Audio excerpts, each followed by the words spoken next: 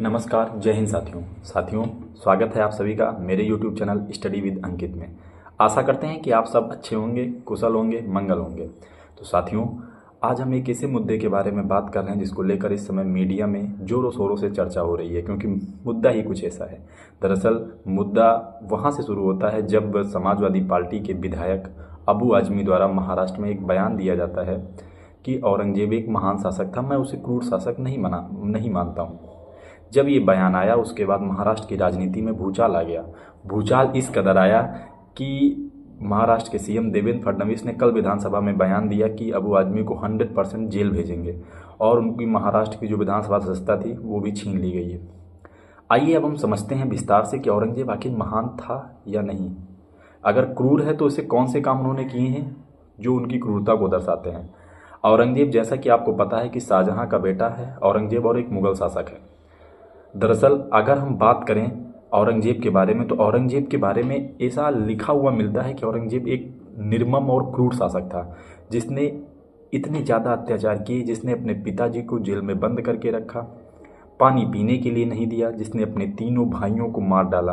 क्योंकि शाहजहां के 4 बेटे थे, शुजा, मुराद, दारा और औरंगजेब।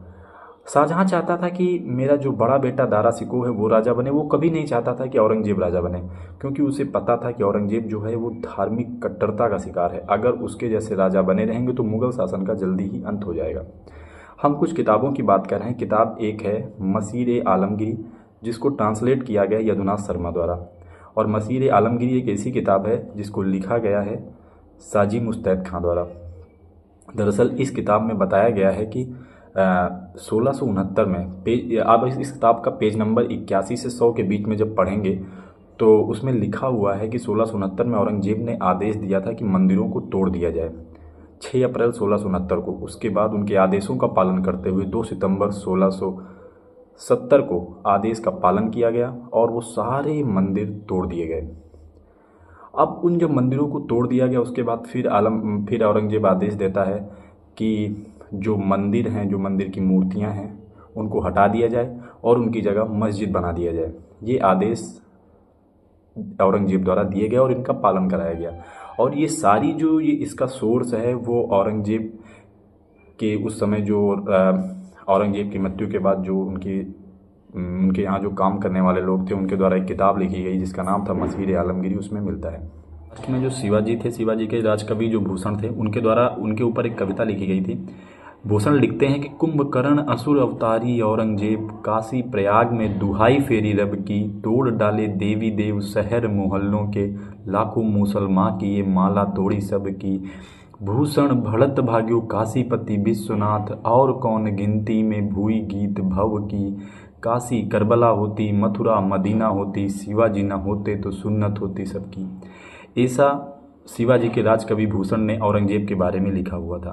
औरंगजेब ने अपने सगे 3 भाई शुजा, मुराद और दारा का कत्ल किया। आप ये सोचिए, उसने अपने उस भाई का कत्ल कर दिया जिस भाई ने उसकी जान बचाई थी।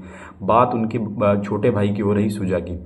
दरअसल शुजा जो था, एक बार शाह शुजा ने औरंगजेब की जो जान थी वो हाथी से बचाई थी। दरअसल मुगल काल में ये प्रचलन था कि आपको अपनी योग्यता दिखाने के लिए पहले से मौके दिए जाते थे। तो हुआ ये रहा था कि एक बार औरंगजेब अपने घोड़े पर सवार होकर घूमने के लिए जाते हैं और वो हाथी के सामने पड़ते हैं। औरंगजेब घोड़े पर बैठकर हाथी से भिड़ने लग जाता है और जैसे ही वो हाथी से भिड़ने लगता है हाथी भड़क जाता है और खुद को बचाने के लिए औरंगजेब जो होता है वो हाथी के ऊपर तलवार से हमला करता है। तलवार से हमला होता देख हाथी और भड़क जाता है। वो औरंगजेब की तरफ बढ़ता है, औरंगजेब के हाथी को पैरों से कुचल कर मार देता है और औरंगजेब से कुछ ही फीट की दूरी पर था कि शाह शुजा उसके सामने आग की मसाल लेकर खड़े हो जाते हैं। और जैसे ही वो हाथी जो होता है वो मसाल देखता है वो अपना पथ बदल लेता है और इस प्रकार औरंगजेब की जान बच जाती है। सोचिए, जिस शासक ने अपने भाई, जिसने उसकी जान बचाई, उसकी निर्मम हत्या कर दी केवल किस लिए कि उसे शासन करना था।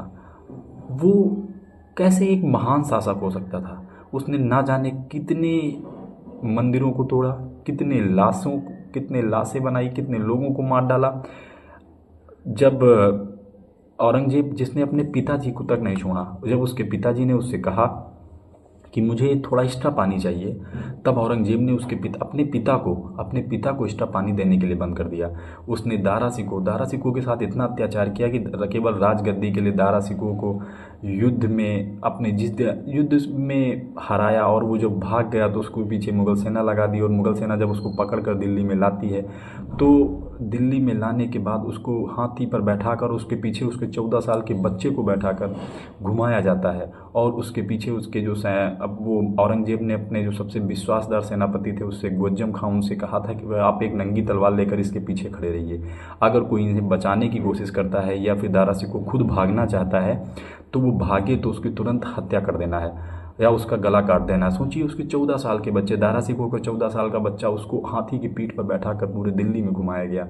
इसके बारे में अब फ्रांसीसी जो इतिहासकार हैं बर्नियर लिखते हैं कि औरंगजेब एक इतना क्रूर शासक था जिसने जिस भाई ने दिल्ली की सत्ता पर शासन किया, उस समय उसके चेहरे पर कोई मोतियों की माला नहीं थी, कोई सोने का हार नहीं था, जो उसके सिर पर बंधा हुआ साफा था वो भी बदरंग गंदा कपड़ा बंधा हुआ था। उसने अपने भाई के साथ इतना क्रूरतम व्यवहार किया, और फिर उसने अब मोज्जम खां जो उसका सेनापति था उसको आदेश दिया कि इसका सिर काट कर लाया जाए। जिस समय उसका सिर काट कर लाया गया उस समय औरंगजेब बगीचे में खेल रहा था, बगीचे में बैठा हुआ था। औरंगजेब बगीचे से देखते हुए ये कहता है कि इसको प्लेट में रखकर अपने पिता शाहजहां, जिनको जेल आगरा के किले में बंद किया हुआ था, उनके सामने भिजवा देता है। जैसे ही शाहजहां उसे देखते हैं, शाहजहां अपने आप को मारने पीटने लगते हैं कि मैंने कैसे बेटे को जन्म दे दिया। जब शाहजहां अपने बेटे औरंगजेब से एक्स्ट्रा पानी की मांग करता है तो औरंगजेब उसे पानी देने से मना कर देता है। तब औरंगजेब उसकी फारसी भाषा में एक शेर लिखते हैं। वे लिखते हैं कि ए पिसर तू अजब मुसलमानी ब पिदरे जिंदा आब तरसानी आफरीन बाद हिंदवान सदबार मैं दे हर्द पिदरे मुर्दरावा दायाम आप। यानी और शाहजहां कह रहे हैं कि हे पुत्र, तू भी विचित्र मुसलमान है जो अपने जीवित पिता को पानी के लिए भी तरसा रहा है। तो उससे अच्छे तो वे काफिर हिंदू हैं जो अपने मृत पूर्वजों को भी पानी देते हैं। सोचिए, जिस बेटे ने अपने पिता को जेल में तरसा कर रखा, उसे खाने के लिए कुछ नहीं दिया, पानी मांगने पर उसे पानी नहीं दिया, वो कैसे एक महान शासक हो सकता है। हालांकि हमारे इतिहास में उसको दर्शाया भी गया है क्रूरतम, लेकिन कुछ कुछ जगहों पर अपनी राजनीति रोटियां सेकने के लिए औरंगजेब को एक महान शासक बना दिया जाता है। तो ये औरंगजेब की क्रूरता थी। कोई नहीं भूल सकता है कि उसने उदयपुर के किले में क्या किया, कोई नहीं भूल सकता है कि उसने मुगलों ने सूरजमल जाट और महाराणा प्रताप के साथ कैसा व्यवहार किया, कोई कैसे भूल सकता है। कितने ही लोगों को पता होगा कि दारा सिकों कैसा शासक था, क्योंकि दारा सिकों के बारे में तो हमें इतिहास में पढ़ने के बारे में नहीं मिलता, तो हमें तो उन्हीं शासकों के बारे में पढ़ने को मिलता है जिसने किसी एक विशेष धर्म को बढ़ावा दिया है। दारा सिकों एक ऐसा शासक जो खुद तो मुस्लिम था, लेकिन उसे हिंदू धर्म ग्रंथों का अध्ययन करने का बड़ा शौक था। उसने उपनिषदों का फारसी में अनुवाद कराया। उसके बाद फिर उसने एक किताब लिखी मजमा उल बहरीन, जिसमें उसने बताया कि कैसे हिंदू और मुस्लिम धर्म का जो है वो एक संगम की तरह रहते हैं, और कैसे कितनी अच्छी चीज़ें हैं जो हिंदू धर्म में है हम ग्रहण कर सकते हैं और मुस्लिम धर्म में कौन सी चीज़ें हैं ग्रहण कर सकते हैं। लेकिन आज बहुत कम ही लोग होंगे जिन्हें दारा सिकों के बारे में पता होगा। तो हमें आवश्यकता है कि हम ऐसा इतिहास पढ़ें जो हमारे लिए हितकर हो, न केवल जिसमें एक पक्ष को रखा जाए बल्कि दोनों पक्षों को रखा जाए। तो निसंदेह औरंगजेब एक क्रूर शासक था।